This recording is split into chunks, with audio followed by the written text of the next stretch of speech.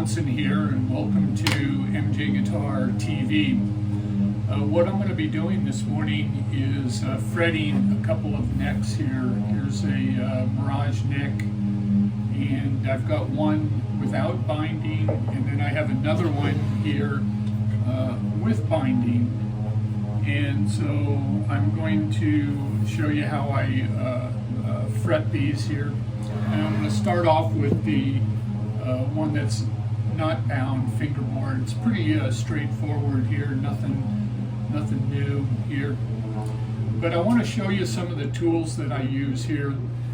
This here, I made this, probably 48 years ago.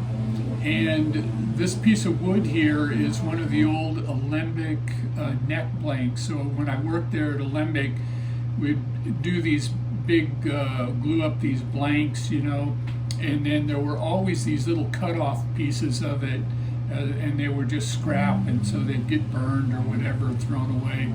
And so I would pick these up and make little tools out of it. And so what this tool does is it pre-bends the fret wire, because the fingerboard has a radius, and so I like to have it bent. Not to match the radius, I want to bend it more than the radius, because I don't want that fret to like rock as I'm pressing it in. As I press one side, one end will rock up, and I want this thing to go down once, seat into the fret slot, and stay there. And what that does is it means that I don't have to glue it as much in order to hold that thing in place permanently. I do glue it in a little bit. After I press this thing in, I'll glue in both ends with some really viscous super glue, which just penetrates real nicely. So let me get started here. I'll show you there this bending process.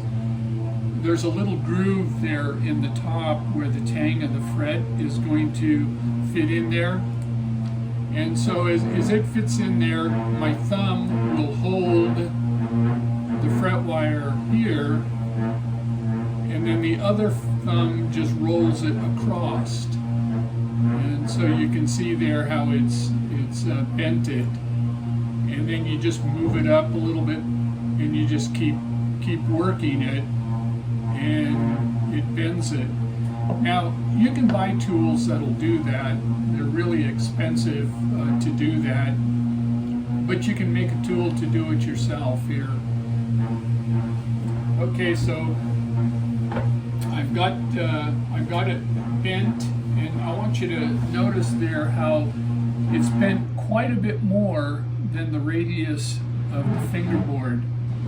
And so I'm going to take and I'm going to set that in the tang with just a little bit sticking over the edge, because they're all going to be trimmed off. And I'm going to set just one end of the tang.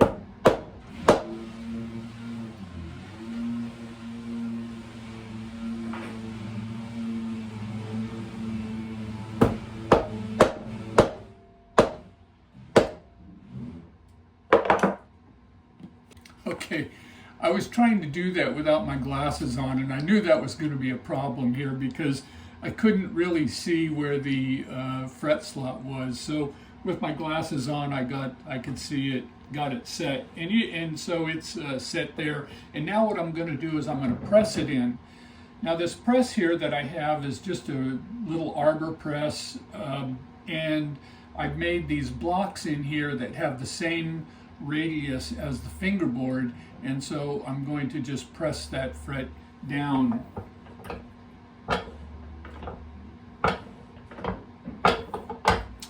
And that's it. And then I'm going to cut it off. And so that's the fret. And then I'll come back and I'll cut this end off, and then I'll put super glue in each side of here to help hold it in place. And what I wanted to mention too is that I started at the larger upper end of the fingerboard here, and I'll always do that, and when I work my way down to the narrower end of the fingerboard. Now the reason I do that here is because the fret wire comes in a given length. This is 2 feet of fret wire, and out of this I can take I think I can get 1 neck out of 2 feet if I do it this way. If I start here and work towards the other end, I can get a whole neck out of it. And if I start at the nut and work the other way, I might end up with a piece that's just too narrow, not long enough to do the wider end of the neck. So always start with the wide neck, and the little piece that you end up with at the end, if you cut everything right and you don't have too much sticking over, then you will end up with a piece up here that is just the right size to finish the neck. And so that's what I do. Now, the reason I do that is because you do so many of these, and that, after you've done 100 of them, how much fret wire have you saved over 100? A little bit, save a little here, a little there, and it kind of all makes it work. Now what I'm going to do is I'm going to do the fretted neck right here. And this one is a little bit different that I do because the tangs of the fret wire have to be cut off to fit in between the binding. So the first thing I do is I take my fret wire, and I have just a hair hanging over the other end, and I want to cut this flush with this side of the neck. So now I've got a piece of fret wire that is about the same width as the neck, just a little bit wider than that. And then I've got these special pliers here that I think I got them at Stu Mac, not sure.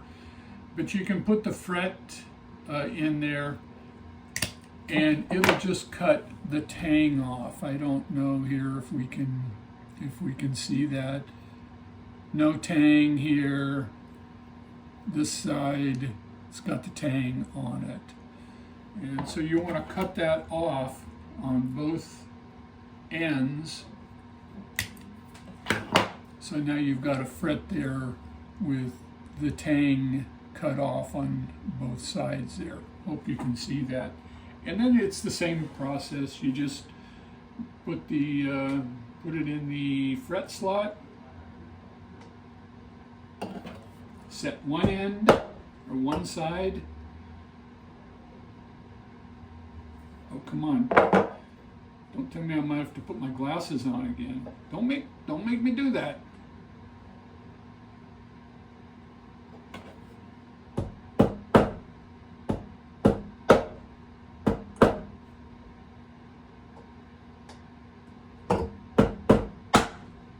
Got it. Okay. And then press it in. And there we go. We got it pressed in. And then of course you just finish it up. Okay? Hope you enjoyed that. Thanks for watching.